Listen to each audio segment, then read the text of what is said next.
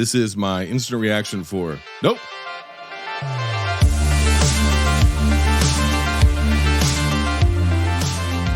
I'm not alone this time, so the rambling will be twofold. I'm here with the Lady-Wan, the host of a show called Screen Run, which will be making its triumphant return some point before the end of this year.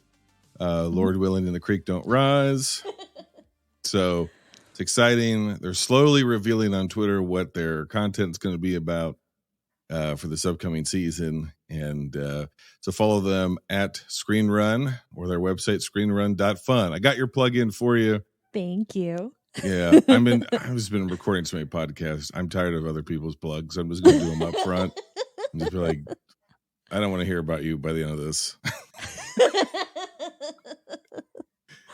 Well, thank you for putting me first. The joys of podcasting. Don't you just get tired of fucking people every once in a while? No, I love them. Oh, you're full of shit. When it comes to podcasting, you just get fucking sick of it. You know what I think I'm really fucking sick of? And this is going to transition into, this will be non-spoilers up front. And I'm going to try to keep it as vague as possible and then spoilers in the back end. And then during this spoiler portion, it's going to be no holds bar, baby. So we're talking about absolutely everything, which will completely ruin your experience of this film. Don't listen to anything that we say after the spoiler portion. And then I'll have an exciting announcement during that spoiler portion, which then I just tempted the people who don't want to be spoiled. Whatever. You know what it is? I don't think I'm sick of people per se. I think I'm sick of the quote discourse, end quote. I've seen people bitch about film Twitter for a long time. Yeah. And I was like, oh, I must be in some kind of heavenly bubble where I'm not seeing this sort of stuff. And I think the corrosive effects of social media have found their way into several accounts that I do follow now. And I'm just fucking sick of their opinions because it seems like the people are disillusioned with movies. Yeah. And rather than just stop watching movies and talking about movies and podcasting about movies and bitching about movies, they just podcast more. Yeah. If you don't like movies, don't have a movie podcast and don't release it several times a week plus a Patreon. Why are you doing that to yourself? Stop hitting yourself. Yeah, and why are you doing it to the rest of us? Just stop fucking talking about it. I went on a Twitter rant about it, but I don't really cover the Marvel movies on this show anymore. Okay? And I was supposed to do the most recent Thor, which is but I was supposed to do it. It's fine. I was supposed to do it for another podcast. It didn't work out, and which is fine. I was not going to do it for this show whatsoever. And because I've covered them. I've said everything I need to say about Marvel, I feel like, at this point. So maybe if I'm still doing this a few years from now, after a rest period, or if there are major changes to the way that they do movies, or if there's a stunning collapse of their box office dominance, then maybe I'll have new things to talk about. Mm-hmm. But to wake up every day of my life and to talk about the same fucking things that I don't like, or that I don't think are good enough, or that leave me like, well, it could have been so good because there's this run and there's this, they could have done this with that character. It's fucking exhausting. Yeah. And I say all that as a preamble because I tweeted, I am already pre-exhausted by the Nope discourse. And now I'm putting a podcast out about it. Mm-hmm. And spoiler alert, for my opinion, I really like this movie. Yeah. And it's almost worse now to really like movies. Because I think more or less we've been in an unprecedented run that I don't think we've seen since maybe the 90s of intellectual property films or that feel like movies used to. And my starting point is basically from Ghostbusters Afterlife forward. they've been getting a lot of this shit right. Mm. You know, for every Morbius and Jurassic Park Dominion, you're getting Top Gun Maverick, you're getting Ghostbusters Afterlife, you're getting Everywhere, Everything All at Once, you're getting this movie. Like, so you're getting a combination of completely original stuff from a completely original filmmakers and pretty good tentpole IP legacy sequels, like actual good ones with real characters, and somebody like that loves these things as much as we do are writing them. They were allowed to be made, which has always been our complaint. And now when we're in the sweet spot, if you're still bitching, you just are a fucking loser at this point. Get the fuck off the internet. Get the fuck off the internet. Oh, you have some unfollowing to do, sir.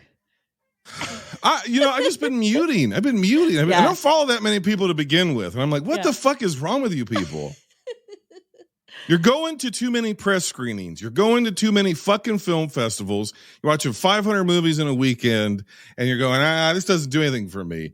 Well, get out of the business. Yeah. Get out. You're adding nothing. You're adding nothing. If you don't love movies anymore, get a new fucking job. And here's a real shoot in the wrestling parlance. Most of you ain't making any money doing this anyways. You're paying to put your opinion out there. It's a fucking hobby. You got nothing more than a goddamn CB radio. Fucking hang it up. Now that is my like disclaimer for Nope, because I like this movie and I will not be engaging on Twitter about it. If you want to know my fucking thoughts, listen to this instant reaction and an upcoming appearance I'll talk about in the spoiler section. And maybe you'll put it on Letterboxd? Yeah, but I'm not going to fucking talk to you about it. If I put a star rating up and you're like, I'm not fucking talking to you about it. I don't give a shit about what your opinion is. It's my opinion of that I enjoyed this movie, and I don't give a shit. You're entitled to your opinion, but it seems as if they only exist now to tell other people that they're wrong for liking things. And that's not film criticism. You're not reviewing movies. You're not critiquing movies. You're just a party pooper. After all that strong language, you're just a party pooper. But it's true. You're just a wet blanket. Yeah, you just get off on taking people's joy away. And that doesn't make you smart. It just makes you an asshole. Yeah, stop being a Debbie Downer. Yeah, get the fuck out of the way. Let people that like shit talk about shit. So, it's a lot. Do you feel better? Oh, I got more in me, but I know we got to be productive. I know. So I'm trying to let's be as vague as possible in the upfront. Yes. The first portion of this movie is something that I like about certain movies, but it could go real bad real quick. And I say half, I don't know if it's actually half, but just the first portion of it, what feels like the first half, give or take 5 or 10 minutes, is setup. It's introduction of characters, it's setting up of this world, it's set up of relationships, it's set up and it's at a certain point, it's literally just watching our characters put into motion and set up the things that they're trying to do. So it's as Jordan Peele is setting things up, his characters are setting things up. Yeah. And what I like about those movies is when they're done well, then usually roughly your second half of the movie, or at the very least the third act of the film, like heist movies are really good at this when they're done well. It's all about the execution of what the director and what the characters in the film have set up. Yeah. And that's where your payoff is. And when it's done excellently, it makes the whole experience worthwhile. And this, I think, is done very excellently.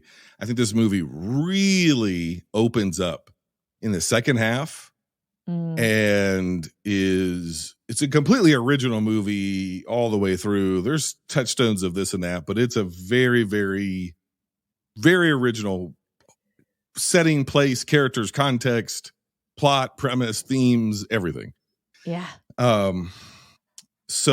but I think Peele as a director really opens up. I think we see a lot from him in the second half of this movie we've never seen before. And he does fantastic with it. There's a particular shot, is all I'll say, where there's a character and there's music. There's this droning music, and there's this something in the foreground, and there's fog, and it's nighttime, and I was like, this is incredible. This is incredible filmmaking. Yeah. This is incredible filmmaking. I think with Get Out, which is obviously a fantastic film, Us, which is divided, but I liked it. Not quite as good of a follow-up, but it's a good. I think it's a good movie. As long as you accept its premise, because it doesn't make any sense at all. It falls apart as soon as they start explaining it. Yeah, but I think this is the one where his writing really shined. Not to say he wasn't a good director, but his writing is like, oh wow, the writing. Whereas I feel like this one, my takeaway is the writing is there, but the direction is at a whole different level, and it's fantastic. I realized at one point that my mouth had just been hanging open for probably a good 20 minutes, and I just had to just close it quietly. It's just, I was in awe of what I was watching. I saw it on IMAX. See it on IMAX. I saw it in Cinemark XD, which is Cinemark's knockoff IMAX. Yeah. You definitely want to see this huge, as big as possible. Now, as far as touchstones, there's a little Close Encounters. There's a lot of Spielberg, I would say, early Spielberg, the one that we all like. Yeah. And there's a little Tremors in this. Did you pick up how much Tremors was in this? I was like, especially towards the end, I'm like, this is fucking Tremors, but not like a ripoff. It's its own thing, but I'm like, it's got a little bit of the spirit of Tremors in it. Yeah, I think in thinking about spoiler free and thinking about the things that he does in this and in his other movies too, he does a good job of sort of it's not an homage to things. It's not a ripoff. It's not a reinterpretation. I don't even know how to explain what the word is for what he's doing, where it's just sort of this subconscious communication of I also love this thing you love. Yes. And I don't know what the word is for that, but that is what he does so well. And it's happening big time in this movie. Well, I think that was with Us, right? It's the whole time it's I think you and I have talked about this before. I don't remember if it was on a podcast or after we had done with a podcast, we were just talking. But we talked about how Jordan Peele is one of those directors who seems, like you just said, almost to be able to subconsciously talk to you while his movie's going on. And not so much like a director. Yeah, movies have subtext and things like that. And you're oh, okay, I'm picking up what the writer or director or whoever is putting down. His is different. It's almost as if there's a running Jordan Peele commentary track. Yeah. But it's at a telepathic level.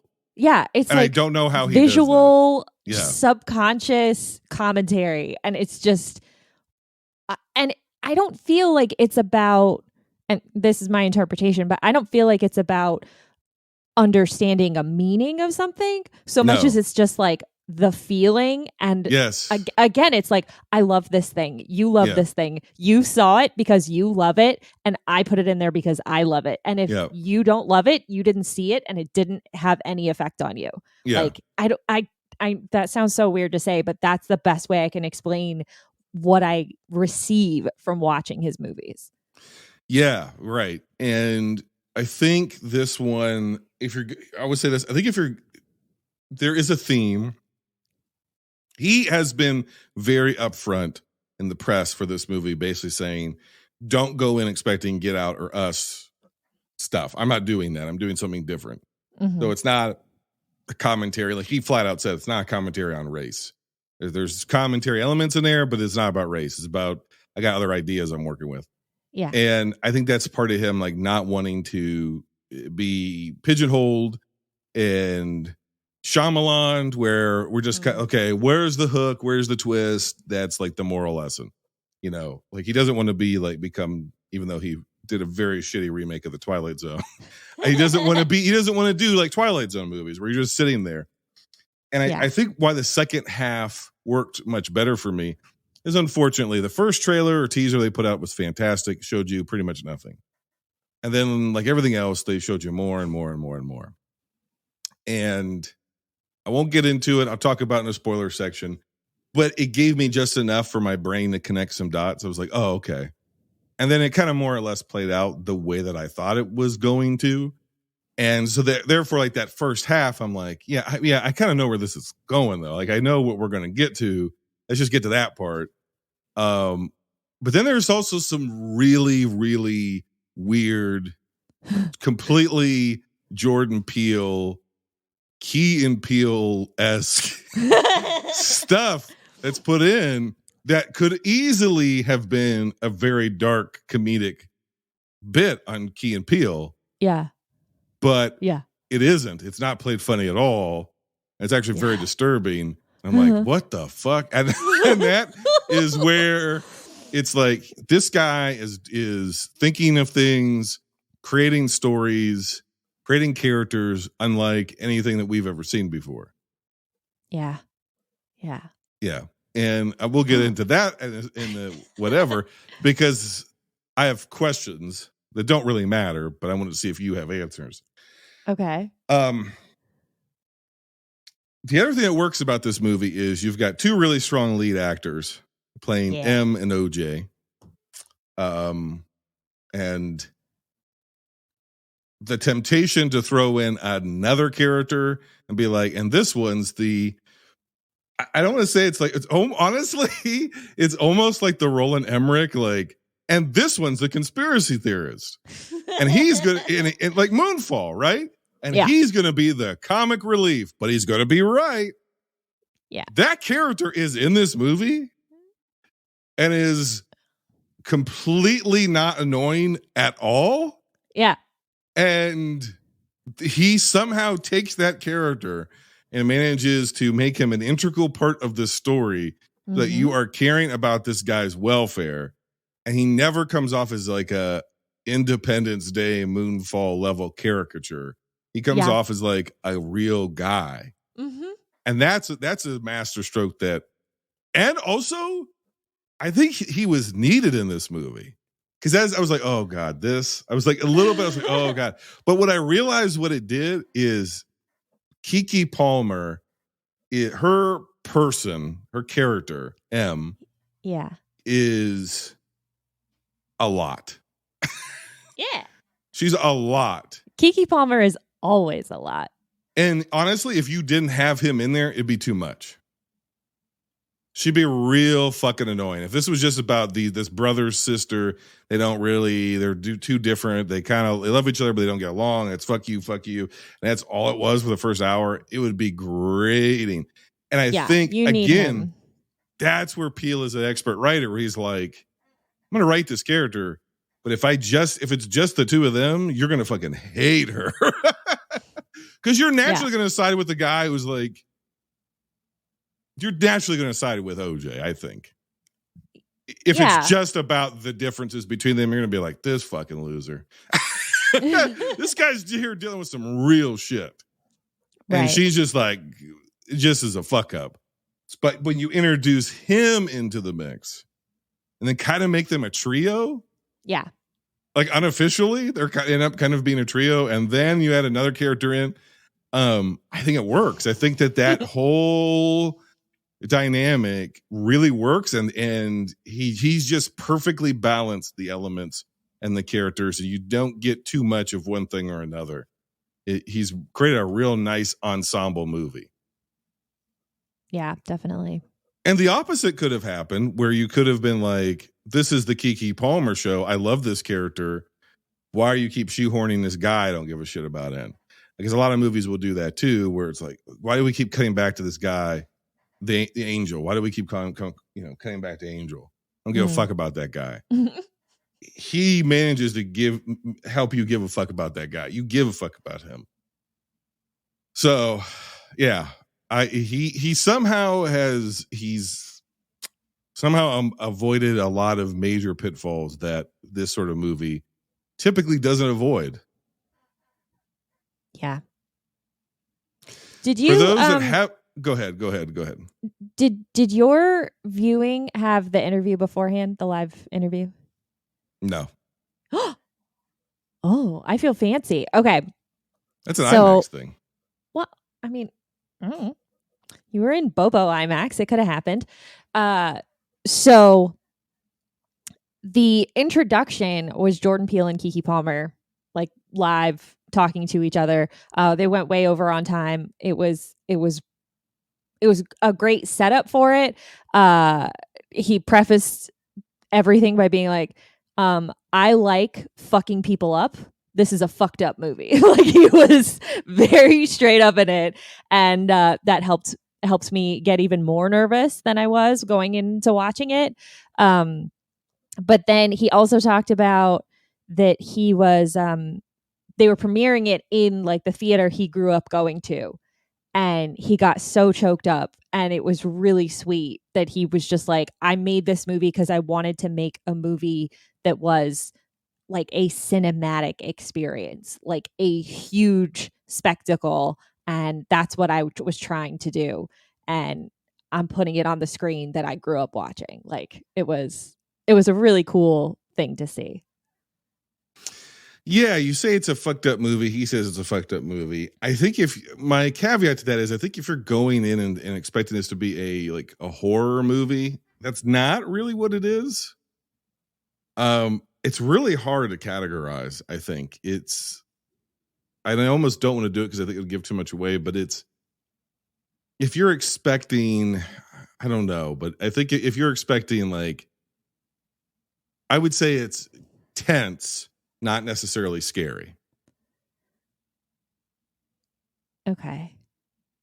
Did you find it scary? I mean, yeah, I jumped a few times. I'm trying to, I don't know, maybe I have a statement I want to make, but maybe I'll wait till we get into spoilers. Yeah. I think conceptually there's an idea in this movie that is very tense and kind of horrific, but it's not. I don't know. I wouldn't categorize this as a horror film in the traditional sense. I would even say, I think, like Get Out is psychological horror. Yeah, it is. And this is almost more of like a action thriller with some scary, or with some intense elements added in. Yeah. I cannot comment further until we're into the spoilers section. So you just keep talking. Yeah, that's how I would put it. So it's a strong recommend for me. I would say go to the theater and see it. I would say stay out the fuck off Twitter and avoid the discourse around this. I do feel like I already knew. I felt it in my spirit. I was like, this is going to be divisive. I'm already seeing some, like, this movie's no good. I'm like, oh God. So it's probably going to split audiences. I will say there was a group of Zoomers in front of me. It was probably about 15 of them. Took up a long row. A couple of them said they fell asleep, and their conversation afterwards was all about how they didn't like the movie. So maybe it's also Jordan Peele as a filmmaker who's basically my age, and that's why I understand where he's coming from, because we consume the same television. We both ate up Family Matters. you know, we were both watching a lot of TGIF. Yeah. And so that's obviously, like, a lot of the things that have influenced Peele have influenced you and I. Right. So maybe that's why we understand him. And maybe a younger audience is like, what the fuck? Yeah. Because the main thing that they kept complaining about was, I thought it was going to be a lot more like horror than it was. And I didn't go into it expecting it to be a horror movie, because the trailer fairly gives away what it is. Fairly, like, they show too much eventually, and you kind of get a sense of what it's going to be. And if you're going in and expected to be like some kind of like I don't even know how to describe it, but like, I don't know, they don't make slashers anymore, but I don't know what the fuck what these people were expecting. So I think sane people of a certain age will probably really like it. And I think I would say I know he can be kind of divisive. A lot of people didn't really like Us. I see a lot of the people who maybe didn't like Us not liking this one too. So, but don't listen to those people. Go see this movie and enjoy it. They're wrong. Yeah, go see it for sure. Go see it. All right, See we it got on to a get to huge screen. spoilers because the Lady-Wan's Yes. got nothing. She's uncomfortable, so we got to get to spoilers. On the other side of this, we'll be in spoilers, so turn back now, ye mortals in despair. Looking for even more unique and creative movie content? Become a patron. Choose between 3 levels, and you'll get benefits like a personalized membership card, exclusive shows, early instant reactions to new releases, episode voting power, live streams, and more. Join today. Patreon.com/binge movies. All right, binge lords, it's spoiler time.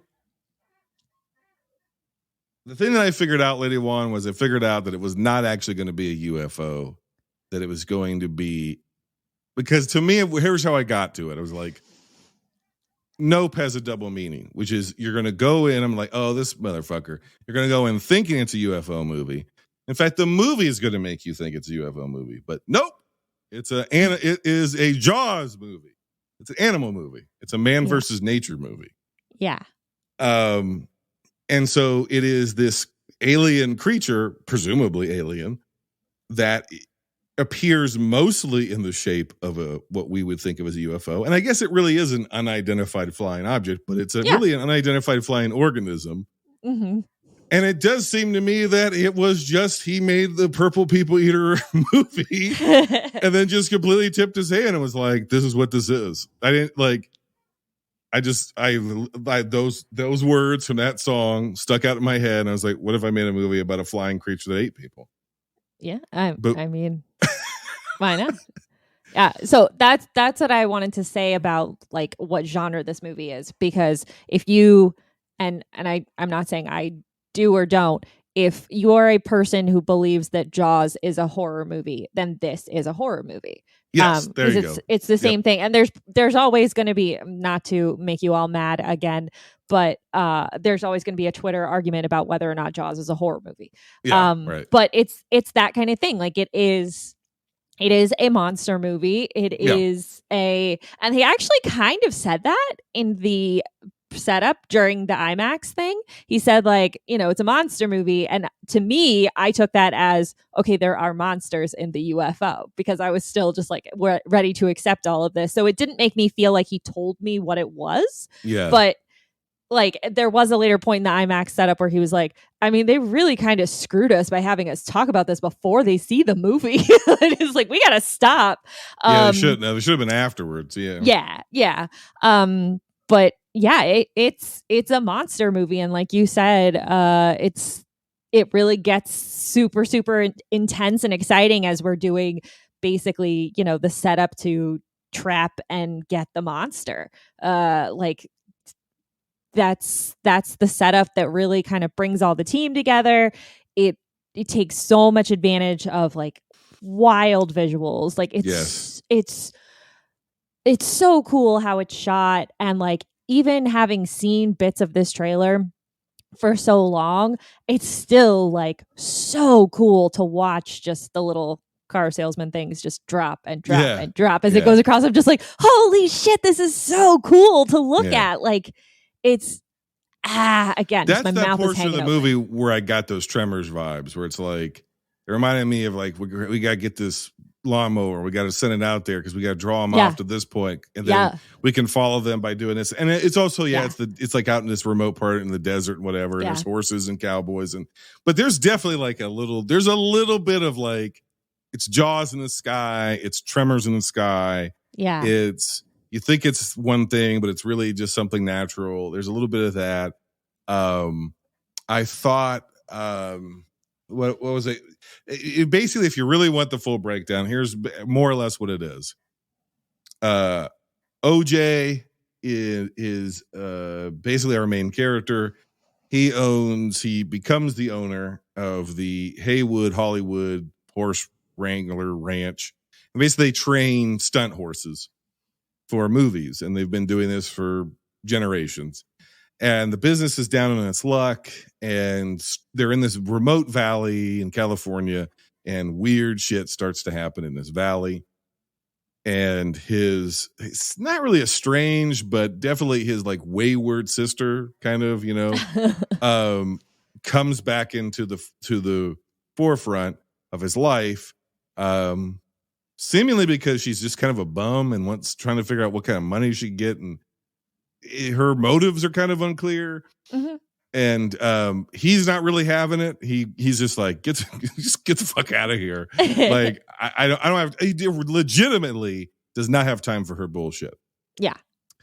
And they end up on a film set for a commercial with Michael Wincott, who I have not seen in a great many years, who is fantastic in this movie.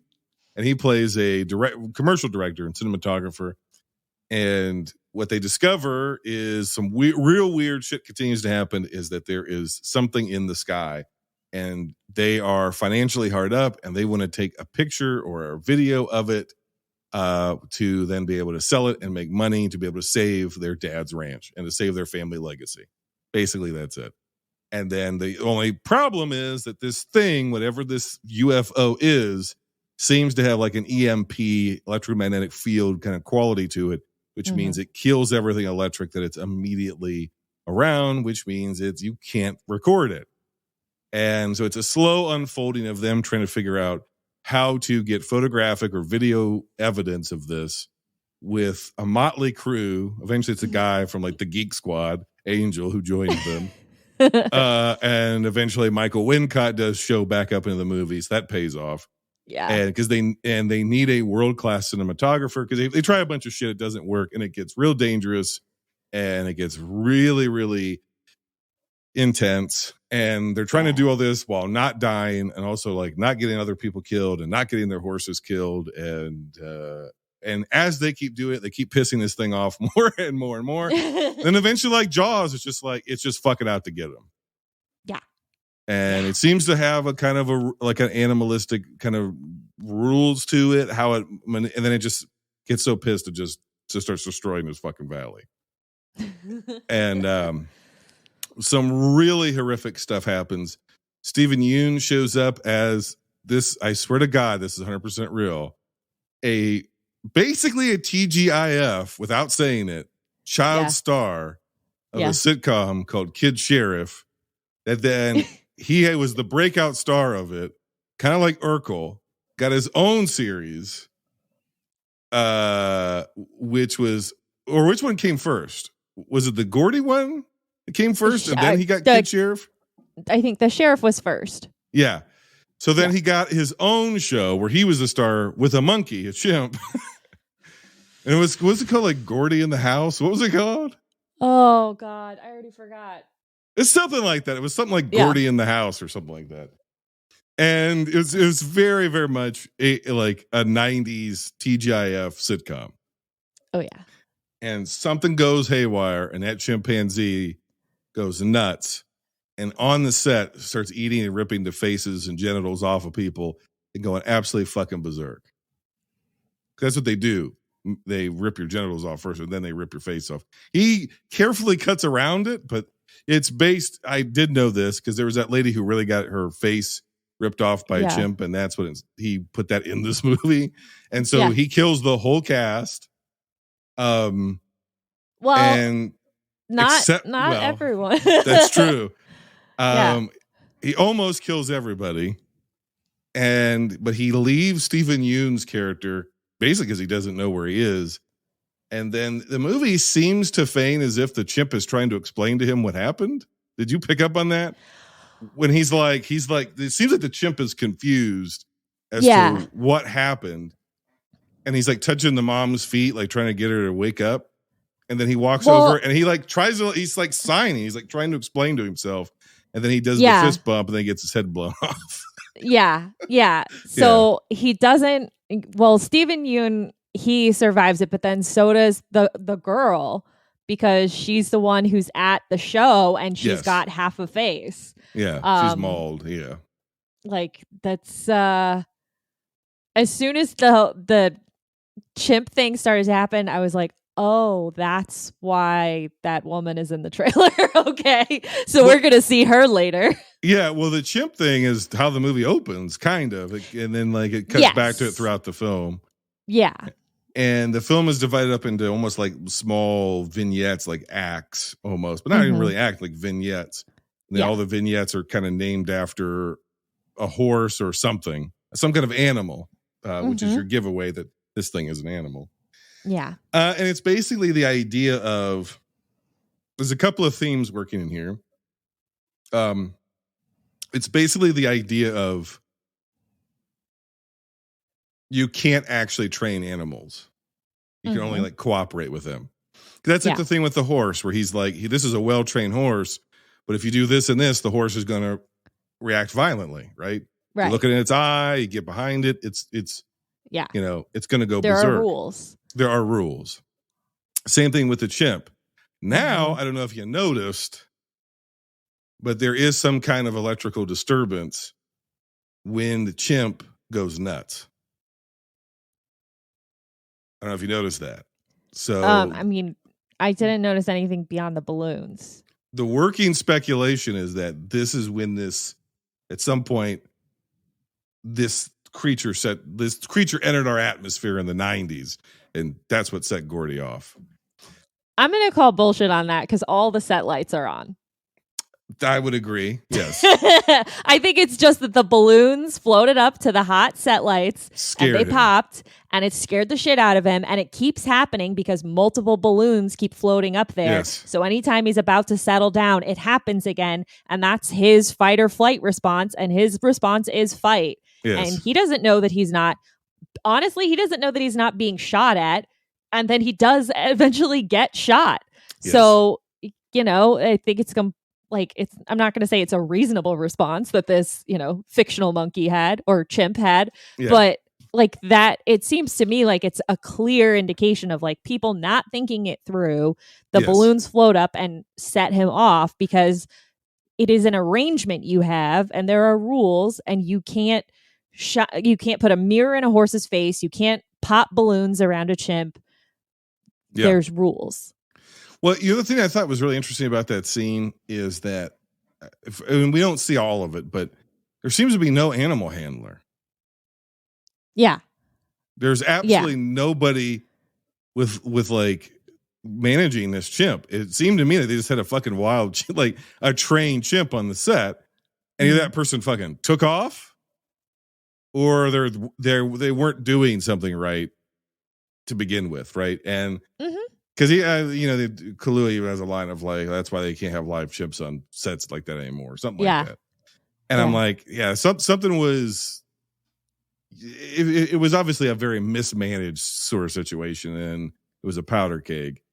And the other thing that's running through it, and I wanted to get because Peele is dark. Obviously, he has even his comedy is dark. Yeah. It's in the trailer, which is true. Technically the first motion picture is a black jockey on a horse. And it's just a few frames. And it's actually true that everybody remembers the name of the guy who filmed it, but not the guy on the horse. Yeah. And what's interesting is the way the movie ends is she takes the photograph. She's in the center of the spectacle. Her brother's in the dust, and he's the guy on the horse. Yeah. And what's interesting is he really is the lead of the movie all the way throughout until that scene and she's like bops in and out, whatever. But it really, when she gets on the bike, the film then follows her. And it's like, oh, this is like, it ends in the same way where she's the one that took the photograph. So it's going to be about her. The movie ends up becoming about her and the attention's going to go to her. And it's like, oh, I see. To me, I'm like, I see what you're doing. It doesn't really, because that's Stephen Yeun's character. It doesn't really matter what's happened to you or what you've done. It matters if you can put yourself at the center of the spectacle. Yeah, because there was an interview with him before this where he talked about what he wanted to make a movie was, what are the consequences of trying to profiteer off of spectacle? And that's to him the theme of what this movie's about. It's not. He's like, it's not about race. It's about people who always have to put themselves at the forefront and create spectacles of themselves or manipulate spectacles for some kind of cheap stardom. And the people who get forgotten. And the whole crowd, that gets devoured, which is the most horrific, crazy, intense. We go up inside of this creature and watch them be swallowed and digested as they scream and suffocate. Yeah. Man, but, like that one lady got her face ripped off by a chimp as a child and then gets swallowed up by some crazy space thing shark. in the sky. Like, man, space jellyfish. She can't catch a break. It's definitely some kind of jellyfish, right? It's like a space jellyfish. It feels very jellyfish-esque. Especially when it completely blooms and opens when itself it up. Comes apart and it's wild. It's truly like a wild creature design. It's like a space invertebrate. That's the best way to describe it. It's because it's like, it's just like a kite. It was really, really cool. It was very cool. And they all die because of his desire for spectacle. Yeah. I mean, he assumes that it's watching them, and like he calls it. He says that up there is the viewers. Is that what he says? The viewer, or something like that. Yeah. Yeah. So he thinks he's the center of attention. Yes. And they are the viewers, and it turns out that what gets you killed is looking at it. Yes. And that's it. Like, it's if you keep your head down, if you keep focused on yourself and you stop looking at the spectacle, you'll be okay. Yeah. And that's it. And that is everything that OJ's character is. Like the first thing when we see him in the trailer, and then like the kind of big scene where he's on the set and he's waiting for her because she's going to do the spiel. He will not look at anybody. He is like looking down. He does not want to make eye contact with anyone. He is a head down kind of guy. He is not worried about anything, any of this nonsense, any of this crazy stuff. He's like, head down, do my shit. Well, he's about the work, and he didn't give a shit about Hollywood. He doesn't give a shit about all this fake bullshit. Right. This old star that they bring out to be like, oh, you're here to do something funny with the horse. He didn't give a shit. All he cares about is the horse and doing his job with the horse, and he's not here for anything else. Which is why, by the end of the movie, he's forgotten. Because it's not the guy on the horse. It's not the people who do the work. It's the people who make the spectacle who get remembered. Yeah. And she's all spectacle. Yeah. And then conversely, you have Michael Wincott's character, who his whole thing is basically like what he says is like, no one should be able to capture the impossible. Yeah. And so he's a guy that all he's done his entire life is capture spectacle, make spectacle, film spectacle, capture spectacle. Yeah. And then so somehow he has like this very nihilistic revelation though, because like his whole line to her is he says, horse girl, that's a dream you'll never wake up from. Right. So his whole thing is like, I know what you want because I was you and I'm at the top of the mountain and I got nothing. I'm dead. I'm dead inside. Even the way he talks, which is, yes, that's Michael Wincott, but he takes it up a notch where it's like, he's like dead inside, but he's at the top of his field. He's the guy. Yeah. He's captured the impossible shots. He's made his fortune. He's accomplished everything Keke Palmer wants to accomplish. And he's got no joy, nothing. To the point that he voluntarily allows himself to be sucked up into this thing through the lens. Yeah. Knowing that footage is never going to be seen. It's just because there's nothing left for him. Mm-hmm. And so that's what I mean by because it's like, oh, well, on the surface, it's a happy ending because they got the shot. They're going to get the money. They're going to save the thing. I'm thinking, oh, that's the antithesis of the actual point of this. It's like, yeah, you'll get the money. Right. You get the money, but like you literally, her brother is left in the dust. Yes. On you a could horse. Barely see him. Barely you weren't wearing that him. Bright orange Scorpion King hoodie. It was Scorpion King crew hoodie. But you could barely see him. Mm-hmm. It's like and I was like, oh God. Yeah. He's the one that's been there. He's been in the family. He's been doing the work. He's been putting in the time. He's been fixing his stuff. He was at his dad's side. He was the faithful son. She's the prodigal. And she's going to get it all. Yeah. That I fucking feel like sucks. maybe I'm also kind of looking at this like maybe I'm forcing this, but this is the guy who was, the breakout star of Jordan Peele's first movie. And now he's got his Oscar, and it's like, we're going to move on to who's he going to blow up now? And maybe Keke Palmer can finally blow up the way she should, because she's incredible. But I feel like, again, maybe I'm reading too much into it, that he's like, okay, I can move on from Daniel now. We're going forward. Oh, maybe, but I that's meta. So you don't agree? You don't have to maybe me. Just say, I don't agree with that. Well, if I was David Russell, I go, interesting. But no, I'm saying that's a meta thing that could also be, but I think that he's more so tying up it's all built around that initial, and not only that, it's like the meta aspect of it is he's making a Spielbergian kind of, but still being his own Jordan Peele thing film, kind of like a summer blockbuster of the old school type, with predominantly, if not just two black leads, but like two black leads, a guy most people don't know, and Michael Wincott, who has been active but has not been like in a movie this big in a long time. And so he's made a big old spectacle movie with people who don't normally get to be in spectacle movies. And I think that that's part of it too, because I mean, the word spectacle appears multiple times in this movie, and then in his interview beforehand, he's like, "Oh, I just wanted to make a spectacle movie." Yeah. So it's like he's allowing the people who would traditionally be the jockey in the footage to take the center frame, because that's his indictment of Hollywood. It hasn't changed. It's the guy behind the camera who gets the credit instead of the people of color, basically. So, and that's as much as he gets into it, really. But it's really, really, it's very, very well done. I had this thought process. I'm like, okay, Universal made this. They're opening a new theme park. There is no Twister ride, but there definitely could be a Nope ride. Did you stay through the credits? Yeah. Yes. Yeah. I did.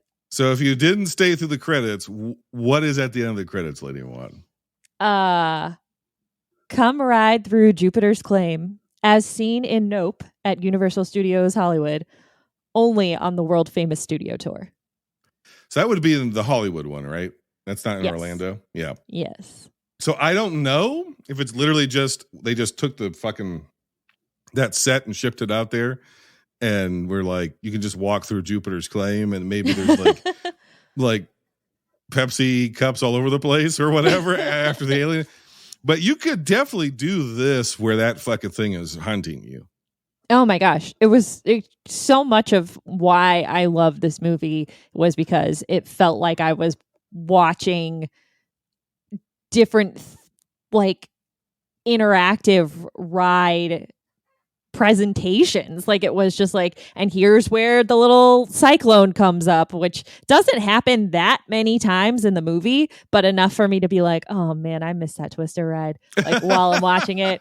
Well, the setup would be you'd go to see Jupiter's whatever it's called, the Claim, Jupiter's Claim, and then because it's always the same. You're on a tour and something goes wrong, and so you're there for the Starlight Lasso experience or something, and then that fucking thing comes after you, and then you're having to your tour guide's like, don't look at it, Yeah, yeah. I would love to go on that ride experience. What's your cool. Favorite sequence of this movie?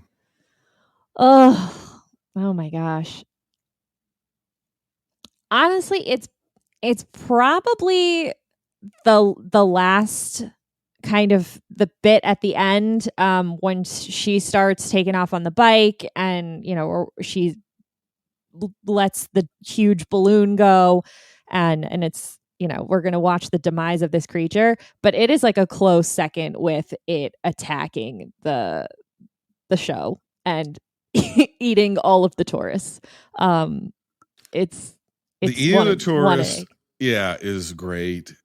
To me, what steals this whole thing is when it's just hovering over the homestead, and because there's a natural rainstorm and thunderstorm that's happening. Yeah. And this is just some genius level shit here because it's so big, it can like kind of block the rain over an area, but it's also the way it's shaped is the rain kind of slopes off of it. So it like oddly sort of intensifies the rainfall out like right around it. Yeah, right on the edges. It's seemingly out of fucking spite. It takes all of, because earlier they basically they steal like a cement cow kind of a thing, like a sculpture. It's a horse. Or horse, yeah. And they tie a bunch of flags like Back to the Future, which is 100% where they got that from. Totally. And they stick it up. They make it look like it's looking up in the sky, and then it comes and it eats it, and then it gets stuck in its windpipe. They say, which is basically what it does. Because when we go up in there, it's like just like stuck in there, and so it's pissed. Now it's pissed because it's got this fucking thing in its throat. Which I don't understand the anatomy of this thing at all. But anyway. Oh, it doesn't make any sense to me. That's fine.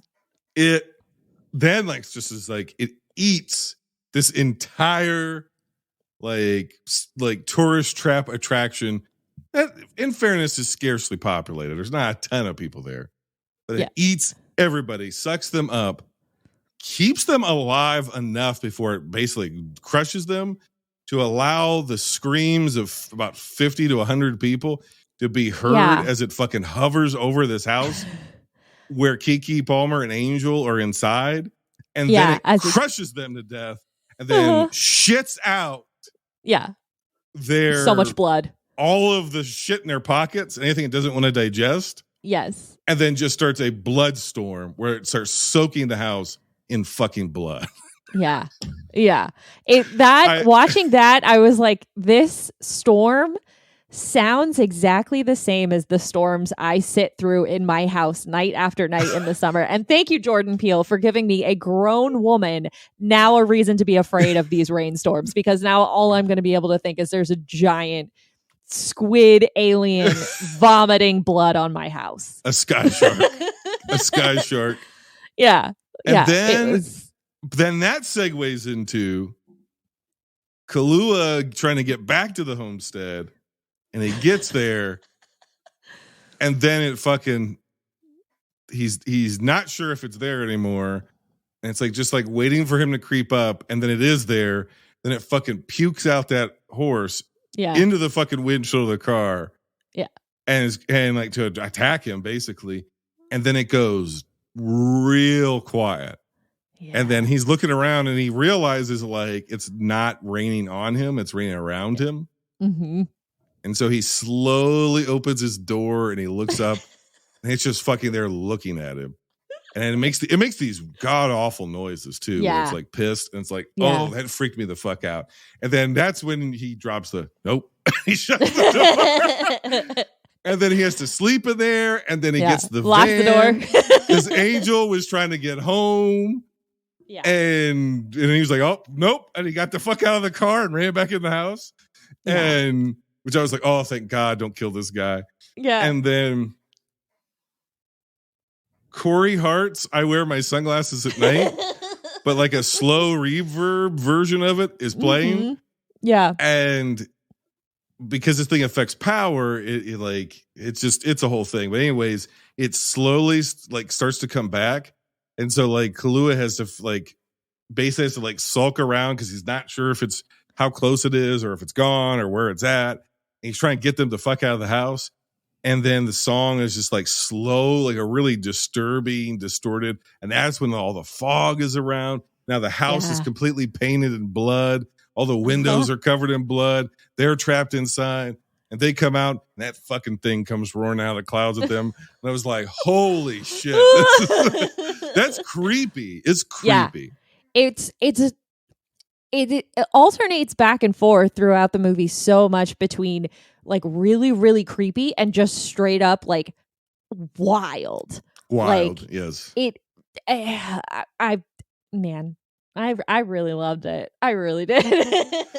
All right. So if we had to give on these instant reactions, I've switched over to the letterbox version of scoring, which is 5, and you get some half points. If you had to give this X amount of stars out of 5, what would you give Jordan Peele's Nope? I'm giving it 5 stars. Fuck it. It's a 4-star for me.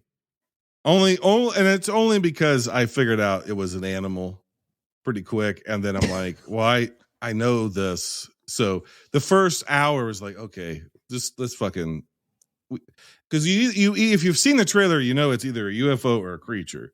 So where that sucks is typically, if you don't know this, the directors have no say-so over the marketing of their own movies, which seems asinine, but that's completely farmed out to a third party.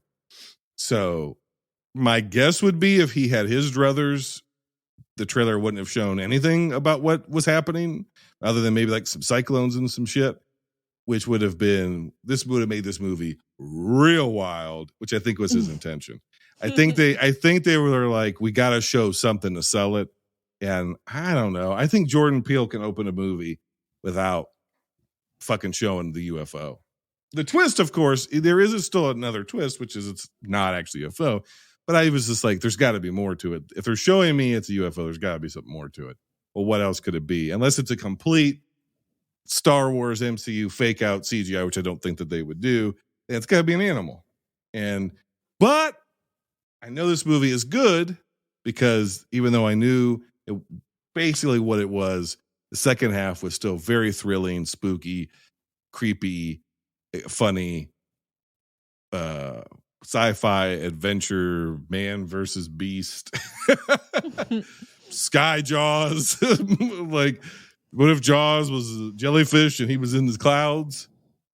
I don't, and there's a little bit of poltergeist in this movie too. And in fact, they even drop a line where it's like, because I picked it up early, I'm like, oh, there's some poltergeist. And then she just flat out, one of them says, like, they're here. Angel says they're here. Yeah. Fuck. Come on, Jordan. I got it. You didn't have to put that in there. But I give it